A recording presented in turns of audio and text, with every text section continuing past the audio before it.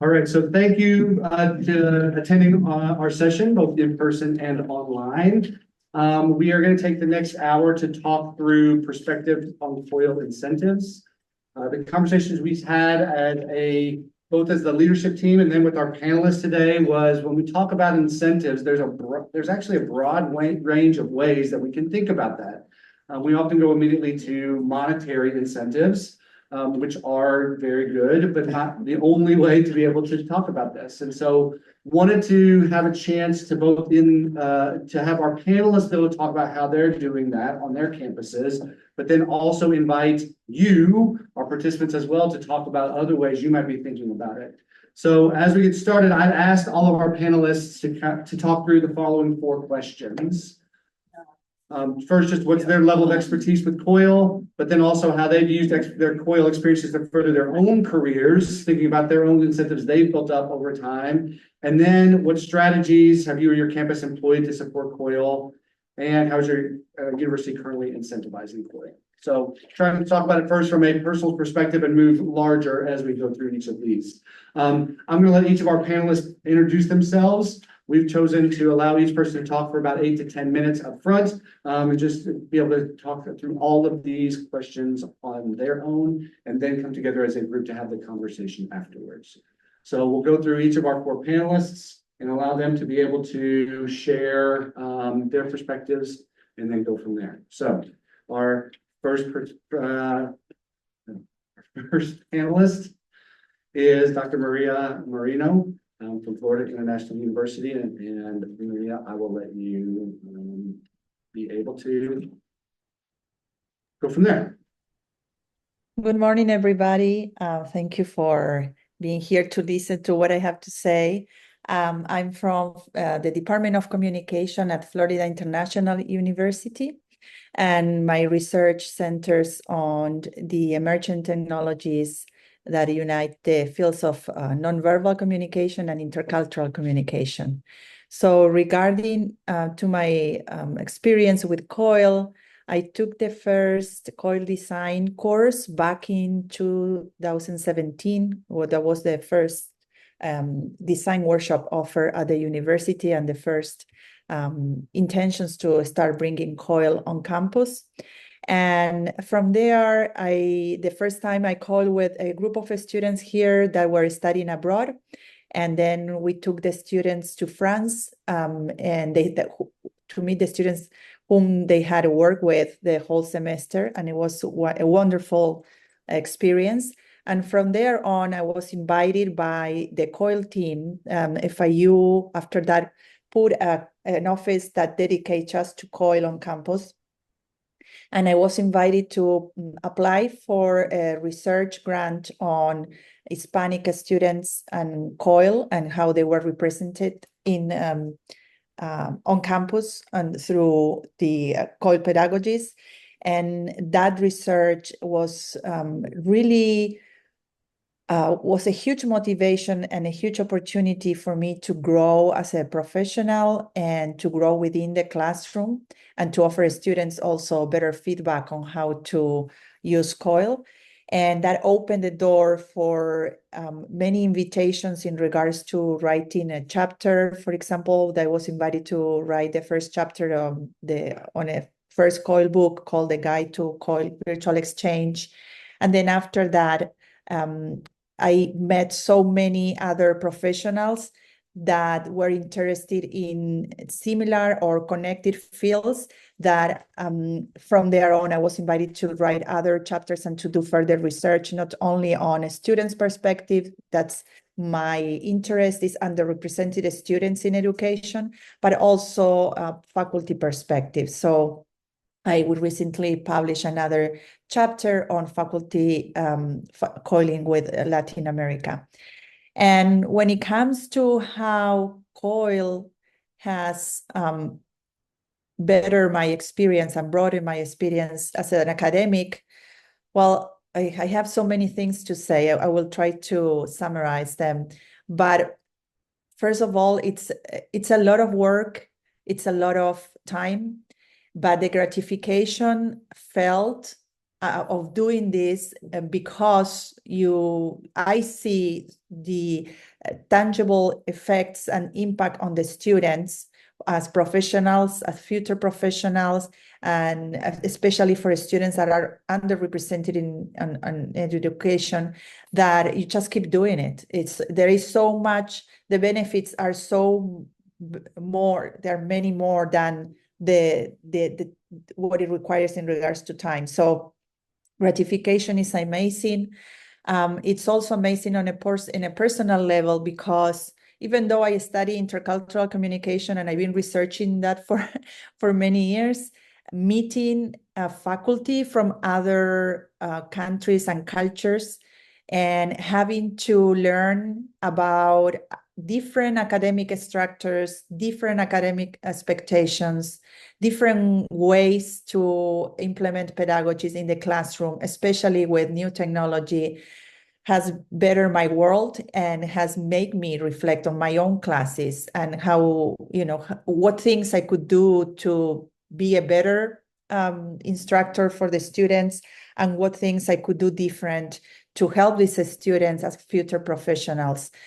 Not only that, the meeting different academics also has given me different perspectives in regards to research. I always say that in the United States, we tend to base our research on journals and researchers that are in the United States, and having to work with researchers and academics from around the world it's incredible how rich it is for my own research and for as a professional as well. So the creativity that comes from that, it's amazing. And making friends. I have made friends. We are planning, for example, now with the coil partner in Dubai to meet soon. Hopefully I can go there. She invited me to go and stay with her, and you make lifelong friends. Not only that, for example, Dubai and in Argentina, they have shown me different tools and platforms that I would have never have met if I had done this only within the United States. And many of those tools and different platforms and different strategies also has to do with getting to know the cultural differences and the social and political environments there. So for example, when I had the opportunity to connect to Venezuela once, and they could not use certain platforms, they could not use Zoom, and having to negotiate how we are going to do that, rethinking the projects. Also for the students, when they connect with Dubai, they have to learn that they cannot work on certain days of the week due to religious festivities. So all those things have brought light not only to me, but to the students. And regarding benefits within the university, it enhanced my resume greatly. First of all, I received better evaluations. I teach the same classes online, face-to-face, and COIL, and the ones that have taken COIL classes always report better, more positive evaluations than the other classes, which has helped me also in getting awards and applying for the other type of grants, promotion processes, and so on. So in regards to what the university is doing on campus, and if we can go to the second slide, I will appreciate it. Thank you. We have, as I said, an established office for COIL, which they provide COIL design workshops, virtual exchange leadership institute. And what I found for those, I kind of highlight the ones that were most important to me. For example, once I remember I had to start coiling with partners in Argentina. They didn't know much about what COIL was, well, like the office of COIL on campus contacted them. They provided them with the opportunity to take a workshop. Then we took a workshop together. We learned together on the technologies, and that has moved a lot the process of then implementing the COIL project with the students. They also are great in regards to providing marketing for the classes, but not only that, they use social media a lot to put out there what we do with our students in COIL, and that helps into getting that information to our chairs and our deans and the provosts at the university to know what we are doing as faculty. Another service that they have, another opportunity that they have implemented is they are working now with the office of the provost. So every time we have to teach a COIL class, we have to log in that information into the provost office specific website for this type of accomplishments. So that counts as service, because that was one of the main concern was, well, this takes a lot of time and energy in preparing the classes. And especially where I teach, we have large classes. Like at the moment, I'm teaching 200 students. So how we can implement something like COIL with these classes. So they work with the office of the provost. And now whenever we teach a COIL class, it counts as part of our service. Before that, they were providing small grants whenever we will teach a COIL class that will connect to a specific topic, for example, business communication. But those grants were temporary. But this recognition of counting at service has brought many other faculty into joining COIL initiatives on campus. Not only that, that counts now for applying for awards within the university. So each department had implemented type of awards and sometimes small grants, and that counts as intercultural incentives, because they want professors to be more interculturally competent. So those were the main changes that they have just established within the university. And of course, the COIL office not only sent us opportunities for publishing and researchers, they put us in an online community where we receive all this type of information, but the COIL director contacts faculty in individual basis based on what they teach and their field of expertise. So for example, the first grant I received, I was contacted by the COIL director to say, Maria, I know you are in the field of communication, you are doing COIL. I saw this grant, we will be more than happy to help you in the process. And I think we need to investigate this. And they provide you all the support from the moment you apply to the moment you edit, and then they will promote the research. So that it's really motivating and a great incentive to continue doing COIL, apart from all the personal and professional incentive. It's getting to be known out there for what we are doing. So I think I hit the 7-8 minutes. I don't want to go over, but those are the main incentives that we receive as faculty during COIL in our campus.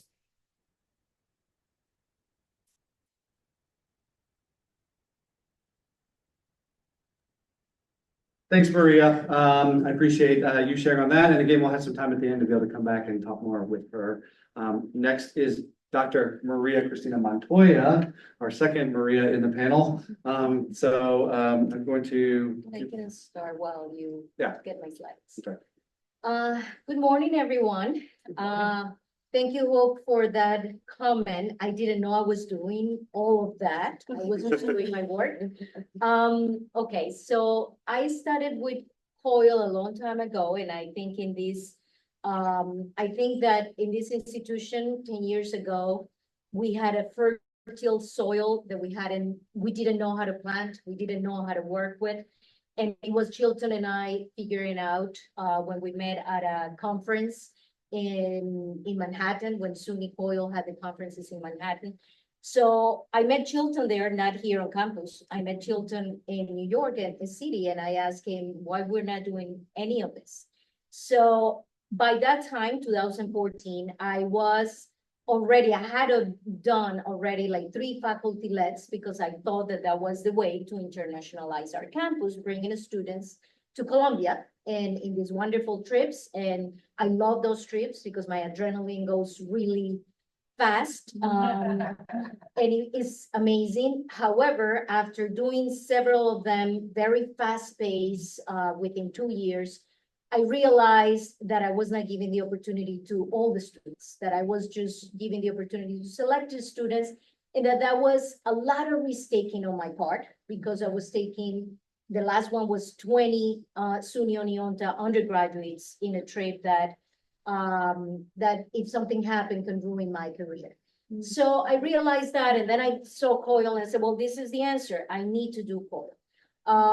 And at that time, I started COIL with a first course with Uni Cartagena, which later in the afternoon, we have the first partnership of COIL students presenting after 9 years. And then Uni Cartagena led me to present at a conference in Colombia, in Cali, where I graduated from Univalle.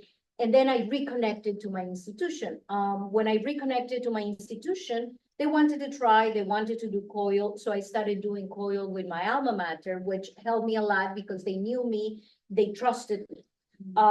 So I started working with them. And at that point, I also thought, well, maybe I can combine this with a Fulbright. I came to a meeting here for Fulbrighters that the institution got us together to see if we applied. And at that point, I didn't know what can apply, what would be a topic for Fulbright. And then I realized, yeah, COIL is a topic for Fulbright because Fulbright and COIL mission aligns. So I asked Univalle for their letter of invitation, for their support, and they supported me. I got the first Fulbright as a scholar, and Colombia was in a mess in all the higher education institutions, but I was able to get there and to present what COIL was, disseminated. At that point, I was learning. I was not just a COIL practitioner anymore, which I had been practicing for 2 years. I was becoming a disseminator, a trainer. And I think that's the evolution of a COILer. You become a practitioner, then a disseminator, a trainer, and then you expand to other possibilities. So at that point, I went to Colombia and I had to create one, as a Fulbright, I had to create one event, and I proposed to create a COIL Academy. So I asked my institution to support it. There was some money for faculty, and I was able to bring Chilton and about 8 more people from SUNY Oneonta to Cali, Colombia. We partnered them and we created partnerships between 3 institutions, 2 privates, 1 public. And that's how everything started to strength. And that was the first scholarship program in Colombia, because the time that I was there was kind of messy and not everyone aligned because of the strike that students were doing. So they felt like the work was incomplete. And during the pandemic, all this COIL idea grew exponentially, and then by that time, I guess the Colombian institutions were realizing that COIL was a possibility for their internationalization of the curriculum. So they invited me back as a specialist. When I applied for the Fulbright specialist, I didn't even know I was applying for a Fulbright specialist. They just told me, there is this opportunity, you need to do this and that, and then we will request you. And I said, well, I don't know. And they gave me 1 weekend to do this. That's how Colombia works. So I said, okay, let me wake up early and do some writing. And then I applied, and then after I applied, I realized, well, I'm applying for another Fulbright. I didn't know that. So they brought me back in 2022 for 2 weeks to disseminate, to train teachers, not in partners, but just to disseminate the idea of COIL to present it at administrators meetings, at curriculum meetings, at international meetings. So I was able to disseminate this idea everywhere and to design with them a route to the future. And that's how Univalle is growing, and we will hear from them later on. So that was in 22. Then later on, it came as exchange alumni, we're able to participate in seminars nationally. And there was a seminar advertised to us, to exchange alumni, about rural communities getting together and proposing projects for rural communities. So I said, well, this is perfect because I belong to a rural community and I can insert COIL here. When I came to this seminar, it was in Binghamton, Alabama. I came with 39 more teachers, faculty, politicians, everyone to this seminar for 1 week. And they told us you will have $10,000 if a mini grant if you're able to propose a project. So I was like in a hunt for 2 other people to propose these projects. And then I found 2 great colleagues there, one from a community college in Illinois and one from a high school in Wisconsin.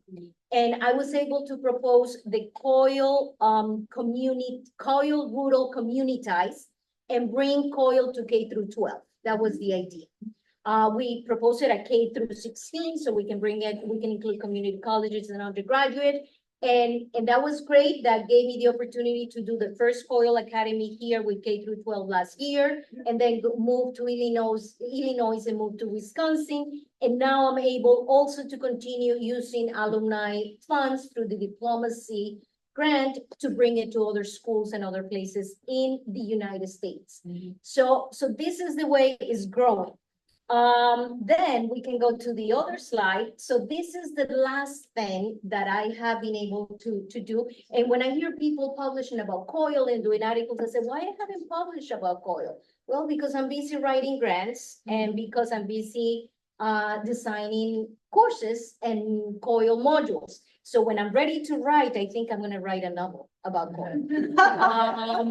So this happens right when this university, SUNY Oneonta, was planning to implement the Dragon Seminar in a different way. They started brainstorming and I said, what can I do to integrate COIL to that, to integrate sustainability, because during the pandemic, I had engaged in sustainability conversations. Before that, I didn't know how to integrate Spanish into the sustainability content. And then I realized, yes, I could do this, and COIL could give me the pathway for interdisciplinary work. So then I said, let me design a course, and Beth is my sister colleague in my department, and she helped me think about this. So I designed the Dragon Seminar on SDGs for Total Peace, Sustainable Development Goals for Total Peace, COILing with Colombia, and designing the course interdisciplinary. So I invite my colleagues to talk about different SDGs, and I will use Colombia as a sandbox to have the students investigate about the other to learn about themselves. So this is a whole puzzle that I have been learning about. This is my 4th time teaching it. And when I was doing this, something happened that gave me another opportunity. Fulbright Hayes, which is seminars abroad, opened up a call for higher education Colombia in climate change. I said, this is perfect. I'm working sustainability. I'm higher education. I'm Colombian. So how I couldn't apply. So I applied and I had to design a project. I said, I have the project. The project is the SDGs for Total Peace. So I proposed it to them that I needed to go to Colombia with these other 15 scholars from all higher education institutions from the United States to travel around Colombia and learn about climate change, which was new to me.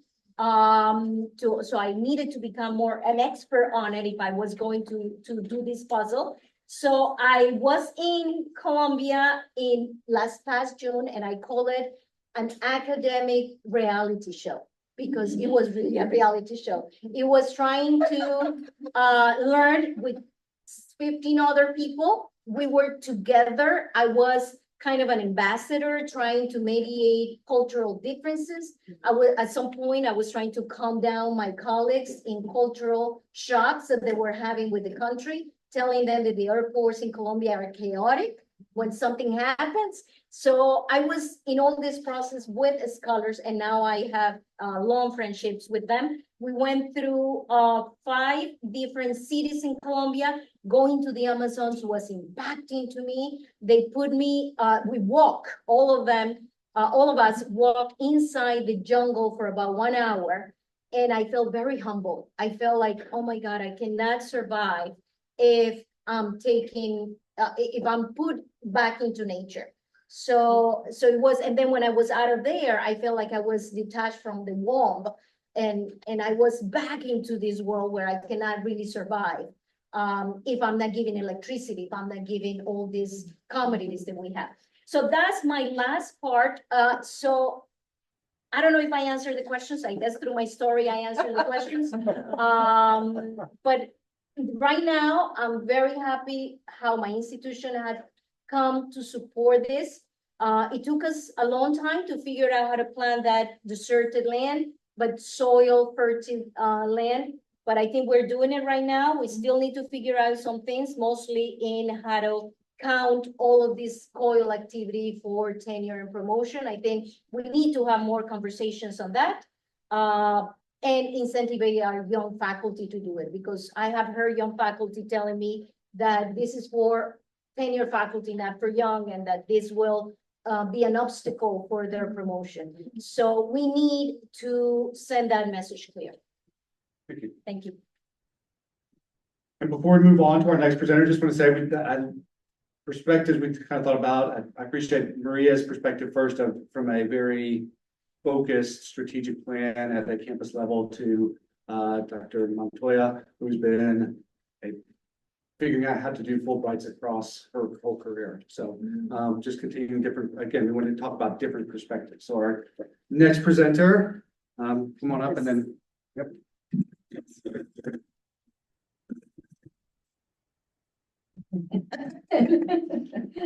Hello, everyone. I'm Anuradha Shastri. And really, Maria's presentation has been wonderful in terms of the insights that she has gained. And I would like to say that Maria has been a mentor for me over all these years.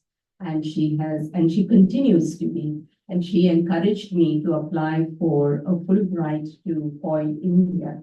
And that is where it all began. I first visited the Jindal Global University in the spring of 2019. And I have to say that this was possible due to some faculty grants which were offered to me. Otherwise, I wouldn't have even thought about going there. So faculty grants do make a difference. And I met few faculty, and one of them was ready to partner with me on COIL. So we developed an interdisciplinary project to be implemented in the fall of 2019. That was my first project within a social constructivist framework. And I wanted it to be mutually beneficial to everyone, to students at SUNY Oneonta, as well as to students at Jindal Global University. And we wanted it to be sustainable. Even if we could do it once a year, we would be very happy, because it will give us time to look at the data. It will give us time to think about it and tweak it as we move along. So my Fulbright Nehru Scholarship in the spring of 22 was built on this initial work that we did in 2019. I disseminated the COIL pedagogy by organizing 3 professional development workshops. And I have to say that the faculty center here at SUNY Oneonta was very helpful in terms of doing these professional development workshops for the JGU faculty. Chilton and Diana helped us a lot. After my return, I became a member of the Central New York chapter of the Fulbright Association. And actually, it was Maria who told me that, come along on this board of Central New York, and that would be very helpful. And coincidentally, I met my current partner, coil partner, in this Central New York presentations. And he is Dr. Mohan from IILM, India. I do not know, I'm sure Dr. Mohan is online, so I don't know whether we can just put him. Is that possible? Yeah, he is in the meeting. Yeah, it's Jatin. Jatin Mohan, yes, yes. Mohan. Yes. Yep.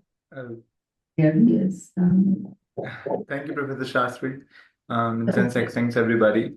Yeah, I met Professor Anisa Shastri for one of the Central New York, lectures about coil.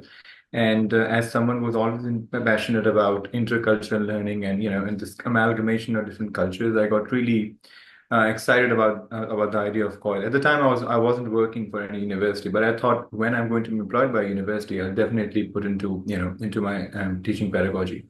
And it just happened that me and Professor Shastri talked about this particular pedagogy and this idea of coil, where we brought our disciplines and also brought the idea of mental health and UN SDGs, and which had a very strong, profound effect on my students, and I suppose also to Professor Shastri's students.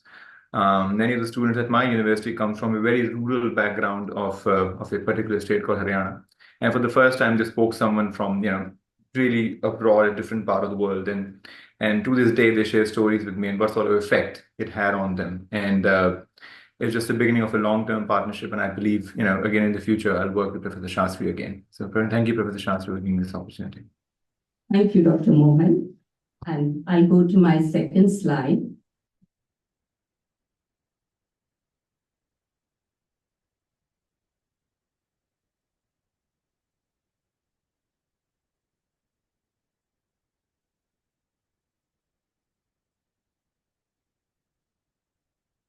Now here I have tried to really specify what is it that has worked, the incentives, the support structures that have worked for me and my coil partner, Dr. Mohan.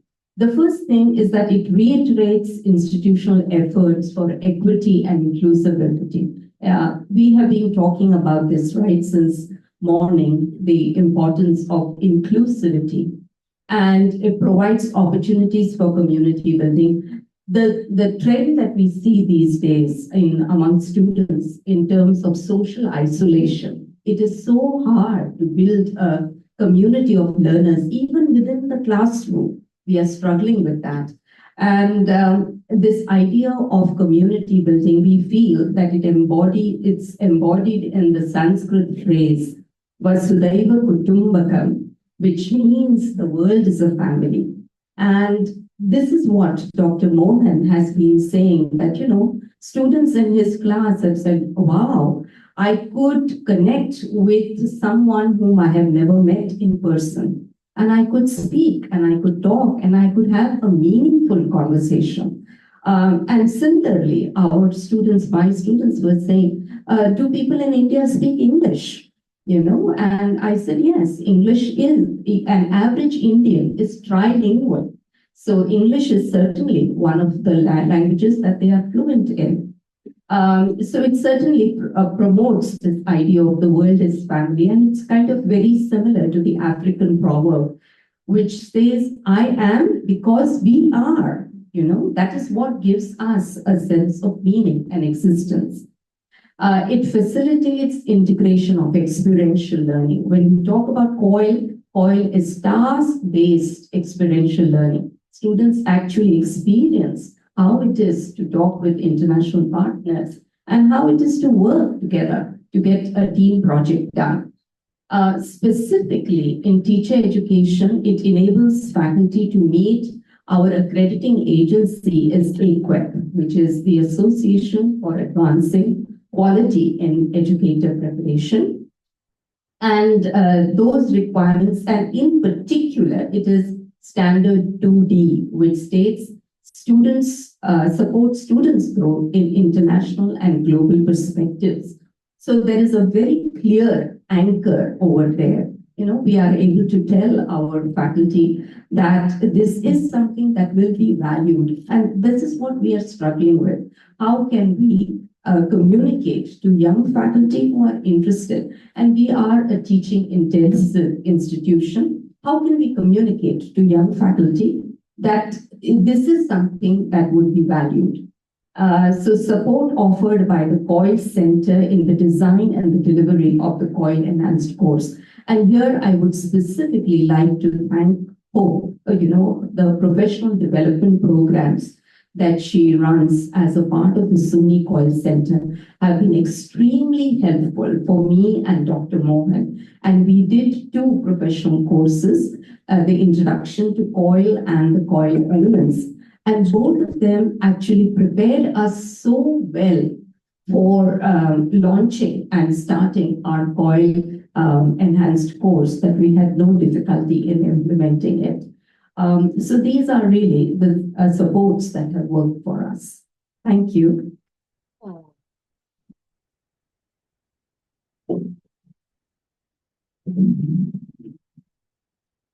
And for our final speaker, I'm going to stop sharing just a second.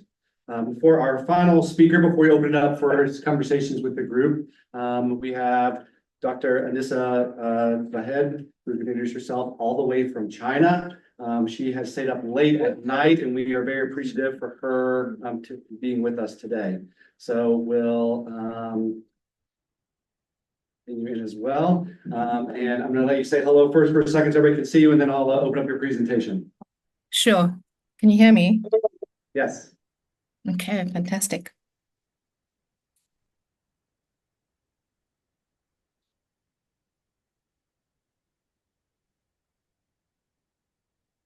There you go. All right, we're ready when you are. That's not my presentation that I'm looking at. Sorry.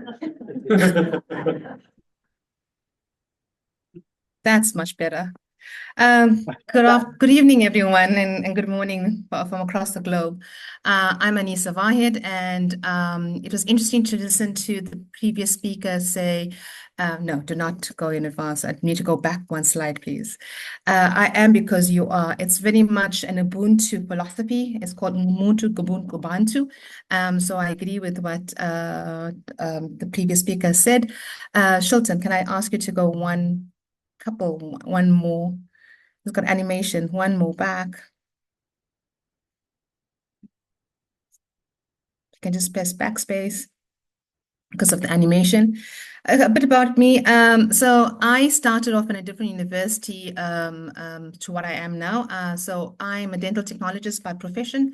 That means I do not look at your teeth. I basically make the teeth for false teeth and gold crowns. And I started my coiling experience in 2016, where the university first initiated it. And no, it's still showing a, sorry, I'm going to ask to play on, that's it, just leave it there. I will cue you. Thank you. So 2016 was my first experience of COIL, where I joined my partners online by SUNY. We went through these various workshops, and what I'm giving you is a picture of me there. So as I said, I'm a dental technologist by profession. We manufacture laboratory-based intraoral appliances. And between 2017 and 2020, I had the privilege to work with my partners and managed to do 7 COIL projects.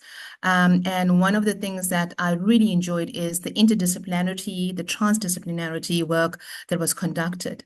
As you can see, we focus on SDGs, and I've been hearing all the previous speakers say about the SDGs. So we focused on green dentistry, a very, very realistic case in the sense because South Africa is very resource constrained, particularly in the last 2 years. If those who know, we have energy cutoff. So my country goes through times of complete darkness.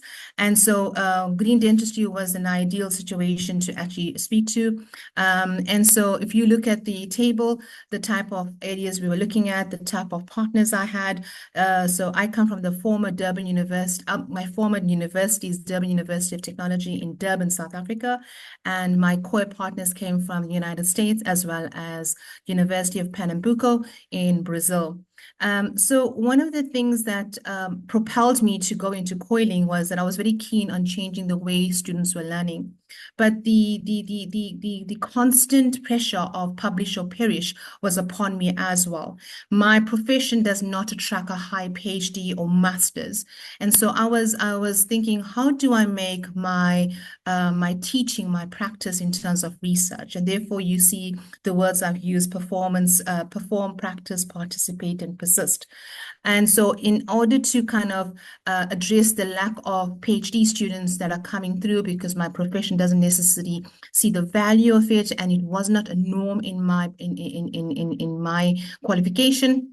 Although we offer the degree, I thought here's a good chance to actually make my innovation, my teaching pedagogy, my research. If I can just ask you to hit a slide, because something will come up, Shilton, I will appreciate that. And so what that allowed me to do in terms of incentivizing myself in the publication domain was to write about my practice. So one of my philosophies is that my research is my teaching is my research. And so an early incentivization for me to pursue pursue COIL, aside from making a pedagogical shift, was how do I get my publication up? And so this is what it allowed me to do. And one of the things that I set out to do was to set up a proposal for independent study in my university, because I do understand the ethics. And my university was, although not a typical traditional university, it was University of Technology, very similar to your polytechnic, the pressure from the government was increasing. So these are some of the publications that I have done in the last 4 years, and it was only possible because of my fantastic COIL partners, who enabled me to actually write with them. They were no researchers by any means, but what they had was our differences were our strengths. Some were proofreaders, others had loads of knowledge of intercultural competence. And when we came together, we identified our differences and made that the strength through our research. If I can please ask you to just click on the next slide. And so one of the early incentivizations, apart from the publication, was to do a pedagogical change. How do we inject into the curriculum? And so the whole notion of internationalizing at home was also huge. And back in 2017, it was just the beginning of how we internationalize the curriculum. We had to inject it. And so COIL allowed that injection, and that injection slowly then scaled up into the academic sphere, where they realized, okay, there's something valuable here. The university started looking at this and said, okay, initially we want each faculty to introduce COIL as an incentivization for promotion. And from that, it's upscaled further. They said, okay, now we want every department across every faculty to eventually have a COIL component. So it's part and parcel of the vision and mission of the university back at the Durban University of Technology. And that enabled me to then talk about the pedagogy in terms of research. And also I was identified because I was one of the very first, I was the first academic to have started COIL. I became the COIL champion in the Faculty of Health Sciences and eventually across the university. But even better, what it allowed me to do is, through my research, I was able to invite my partners to South Africa, and that also further incentivized professional development of my colleagues locally with the international dimension, and that fed into my promotion. So the incentivization back in my former university, where I had a very much a teaching role, was related to research, which is connected to a government setup of funding. So you would get an X amount of money for every paper you've written to kind of build this research fund, and then accrue more credits into your account.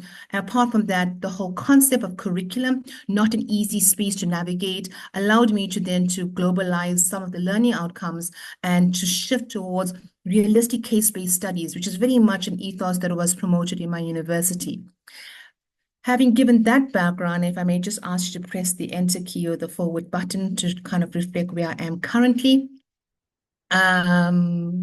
I'm now currently in a Sino-foreign university known as Xi'an Jiao Liverpool University. I get so excited when I can pronounce the word Xi'an because my English tongue or my English African tongue doesn't read very well in Mandarin, but I will try it nonetheless. So moving from a very polytechnic university or University of Technology to a partner university, I'm now in a position where I am in the education development unit, and as a senior education developer in internationalization and outreach, one of the key projects I identified, excuse me, my current university is the lack of global virtual exchange. And COIL is the low-hanging fruit to what we can do in terms of responding to the global virtual exchange initiatives of internationalization. So that's where I am. So the knowledge of being a teacher in the classroom has motivated me to initiate this project in my current university. And what I did is, why don't I use what I know? Take my current university, and children, if I can just ask to press the forward button one more time. So I formed a partnership with my Durban University of Technology. You know, the Africa-China partnership is huge. It's one way of incentivizing that agenda and pushing that agenda through to my university. And then it also gives me the position. I'm in a position where I can impact or change policy. And that's where there's a richness of changes that need to happen. So I initiated COIL in XJTLU in September 2023. And I thought, okay, the only way I can upscale this and incentivize this is because we know academics are very busy. Curriculum is something even more complicated when you have a Sino-foreign university structure, because everything has to be approved by your partner university.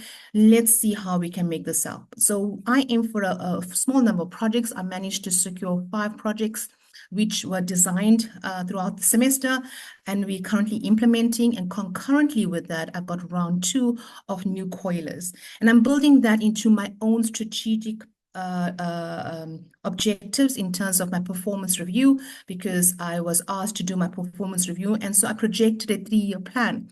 And what a better way to incentivize my position, number one, by responding to the university's policy, the mission, and we have a model called the integrative education model, which means that how do we deliver a program that builds an ecosystem that responds to societal needs. And because I'm currently in a position where I also need to have a forward-looking future, I want to go into leadership. One way of building that leadership skill is to actually tap into policies. So I'm incentivized by my current position as a facilitator, responding to policy and leadership, because I want to build a leadership profile. And also concurrently with that is to continue writing research, but mentoring research to my colleagues in XJTLU. And so that's where I am. I'm also developing my colleagues in coiling and concurrently building the research profile. And that for me is sufficient with my former university, and I'm building more partnerships. And I've been given 1 minute. I think I will conclude with that. Thank you, everyone.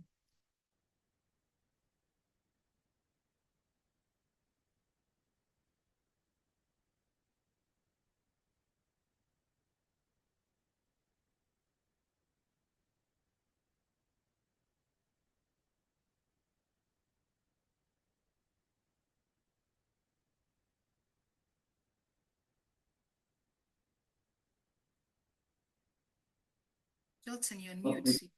Okay. Thank you very much. I apologize, I was on mute. I forgot that I was muted still, so everybody in the room could hear me and reminded me that I was muted. Thank you for presenting. We wanted to take some time to allow others to ask questions now or provide other thoughts that you have. Part of this is that we recognize that when we say the word incentives, that can mean a lot of different things. That can be at the strategic campus level, that can be at Fulbright level, that can be at the research level. There's lots of different ways we can think about this. And so I wanted to just acknowledge that, recognize that, and then see what other thoughts people had. So I'd love to hear if there's anybody in the room or online that has specific questions. Wanted to open it up to you. And while I'm giving you that chance, I'm going to ask all of our panelists, one additional question is, when you first realized the value, how did you figure out the next steps for you? And how did you figure out, did you connect with other people? Did you do that on your own? What was that process for you inside of how you did that at your space? And we'll start with Maria, if you have any thoughts on that question. Yes, well, I was very lucky because whenever I started COIL, there was already a group of professionals at the university that were just dedicated to this type of workshops. So they presented the idea to me, but then I always had this idea to start working with people around the world, and I didn't know how to involve the students in the way COIL involves the students. So after going to that workshop, as I said, I was taking the students to study abroad. So during that semester, I worked with the students that will connect to the students in France. And then we travel abroad with the students to France, and they met the COIL students. And that was such an amazing experience. I will never forget, how they felt in meeting the students face to face. And from there on, I contacted some ex-colleagues from Argentina, and I say, this is going on. We have this new technology, this new pedagogy. What do you think about that? And they were like, well, I don't know if I can do that. I don't know how to do that. And again, the COIL department at FIU took me by the hand and say, bring them, we will help you train them. They can participate in these workshops for free. And so that was kind of the motivation for me, the students' feedback and the real impact that was on the students, especially, I don't know about other campuses, but where I teach, it's a high number, it's over 60% of students are immigrants. And many of these students, if not all nowadays, they work in one or two jobs, and they have very few opportunities to meet students from another parts of the world or to embark in study abroad opportunities because of financial issues, because of visa issues, for many, many other reasons. And this is a great opportunity for them to really build on their resumes and be able to compete when they graduate at the same level of other students. So seeing that, that was kind of the motivation for continuing doing that and connecting with partners around the world. And then when I was working with a partner in Argentina, she invited me to a talk with people that were back in France and in another subject, and I commented that with them, and they were like, why don't we do this with this COIL, and we do this research? So that was kind of the start.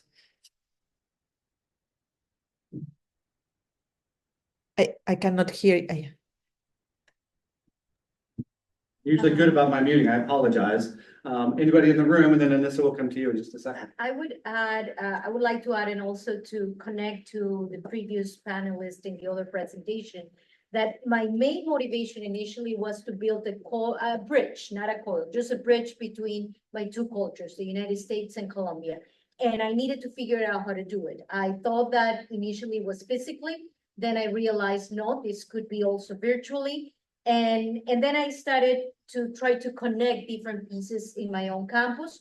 Initially, I only had one person to connect. I struggled for some time with the Global Education Office because we couldn't figure it out exactly where COIL were to be housed, if it was technology, if it was this, if it was faculty center. So we were kind of in a muddy place for some time, and then pandemic hit us and made us rethink our practice. And then the higher administration here changed, and then something happened. And the global education directorship also changed, and then something happened. So the big incentives here for me, for my motivation, was that I was giving money to travel and time to develop courses. And this was mentioned in the previous presentation. I was allowed to put my ideas into a plan and implement it. I was able to develop courses. So that was That was great, and I was able to travel, and not only myself, I was also able to bring people along with me, and not only colleagues, but students as well. And I have been bringing students in smaller groups since 2016, and Haley will talk about that experience later, all funded by the Research Foundation here. And that's a big piece. So it takes a community for all of us to implement this. And then I think finally we're figuring out that the coiling, housing coil depends on the institution, depends on how the institution operates. Here in Oneonta, it's kind of working through a team of different offices, interdisciplinary and administrative office. So I think that could be our pathway, but we need to figure that out as an institution. And lastly, I would like to say and reiterate on what somebody says also in the other presentation, and what also Maria has been saying here, is that COIL involves also the local communities. COIL is not, the I is not only for international, is not only for intercultural. The I is also integrative, inclusive, and we need to look at the local communities around and how we also bring COIL to make them connect, to make them talk in very creative ways of teaching through the high school, through the elementary schools, through the organizations. And COIL is so flexible that we can make anything we want out of it. We have a couple minutes left, so Anu, and then we'll go to Anisa. Yeah. For me, when I first joined SUNY Oneonta, I had this wonderful dream of taking students to India. And then very soon I realized that it would be open only to selected students who were able to afford it. So I was really looking for ways in which I could make it equitable, that each and every student in my classroom has the experience of interacting with a student in India. And it so happened that there was a professional development workshop arranged by the faculty center, which kind of opened my eyes. And then that is where I met Maria. And she said that, of course, it can be done. And before that, I thought that COIL was only for language studies. It could not be applied to other disciplines. But now I have learned many different, almost any discipline you can apply COIL to. There is one more thing I wanted to say, and this is what Hope mentioned about the memorandum of understanding, that a memorandum of understanding is not really required for COIL. But in my experience with my COIL partners in India, they have been requesting for a memorandum for understanding. And SUNY Oneonta has been very cooperative in facilitating that. And I think that this is kind of helpful, because then COIL is not just limited to one faculty interacting with other, but any faculty who is interested in COILing with that country. It establishes an institutional agreement. Thank you. Yeah. And Anisa, a couple minutes, anything else you would like to add to that? I'm going to add to that, but I'm not going to repeat what is already said, but give you a different perspective being in a current position as an education developer. So when I was asked to join this university, one of the requirements is to be a fellow. So we offer the PG cert, and fellowship is an important part of the development of all new staff here.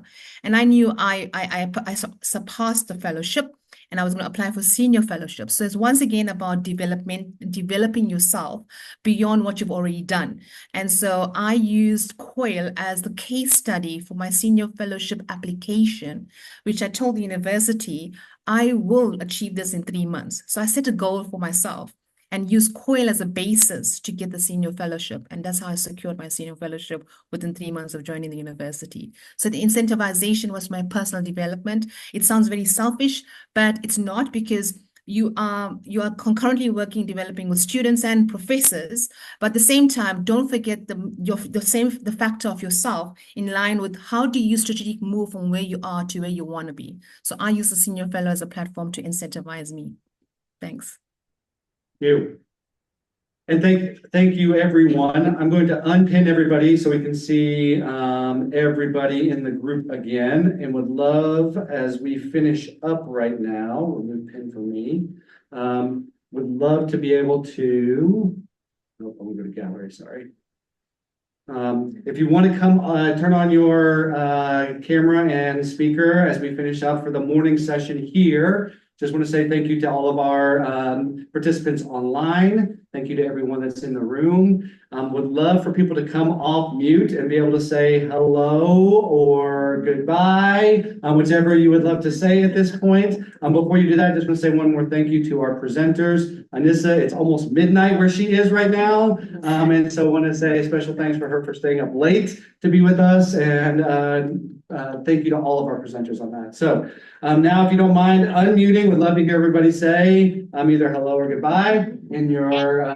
Thank you. Thank you. Thank you. Goodbye. Thank you. Obrigada. Bye. Gracias, nos vemos, adiós. Bye, Jen. Bye-bye. Adiós. Muchas gracias. Gracias. Gracias, María. Muito obrigada. Thank you. so much. We're actually going to close the Zoom room for lunch. We're going to pause. We'll be opening up this Zoom room again about 12:45 for our keynote presentation.